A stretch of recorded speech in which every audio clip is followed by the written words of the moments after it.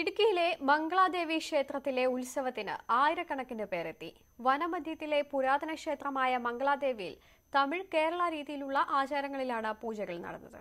കണ്ണകി ചരിത്രവുമായി ബന്ധപ്പെട്ട് ഐതിഹ്യം നിലനിൽക്കുന്നിടമാണ് മംഗളാദേവി ക്ഷേത്രം. കേരളത്തിൽ നിന്നും തമിഴ്നാട്ടിൽ നിന്നുമായി ആയിരക്കണക്കിന് പേരാണ് ക്ഷേത്രത്തിലെ ചിത്ര പൗർണമി മഹോത്സവത്തിന് എത്തിയത്. വനമധ്യത്തിലെ പുരാതന ക്ഷേത്രമായ മംഗളാദേവിയിൽ തമിഴ് കേരള രീതിയിലുള്ള ആചാരങ്ങളിലാണ് പൂജകൾ നടന്നത്. ഇടുക്കി, തേനി ജില്ലാ ഭരണകൂടങ്ങൾ സംയുക്തമായി ഉത്സവത്തിനുവേണ്ടി ക്രമീകരണങ്ങൾ ഒരുക്കിയിരുന്നു. പരിസ്ഥിതി സൗഹാർദ്ദപരമായാണ് ഉത്സവത്തിന് ഭക്തർ എത്തിയത്. ഗ്രീൻ പ്രോട്ടോകോൾ പാലിക്കുന്നതിന് പരിശോധനയും ഏർപ്പെടുത്തിയിരുന്നു. ഭക്തജനങ്ങൾക്ക് മാർഗമധ്യേ വിവിധയിടങ്ങളിൽ കുടിവെള്ള സൗകര്യം ഏർപ്പെടുത്തിയിരുന്നു. മംഗളാദേവി ക്ഷേത്രം തീർത്ഥാടന കേന്ദ്രമാക്കി മാറ്റുന്നതിന് ഇരു സംസ്ഥാനങ്ങളുടെയും സഹകരണത്തോടെ പരിശ്രമിക്കുമെന്ന് തിരുവിതാംകൂർ ദേവസ്വം ബോർഡ് പ്രസിഡന്റ് പ്രയാർ ഗോപാലകൃഷ്ണൻ പറഞ്ഞു. ക്ഷേത്രത്തിന്റെ പൗരാണികത കണക്കിലെടുത്ത് പുനർനിർമ്മിക്കണമെന്നും അദ്ദേഹം പറഞ്ഞു.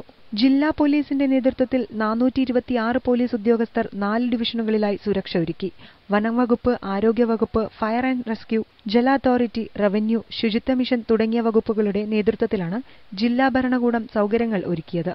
ന്യൂസ് 18 ഇടുക്കി.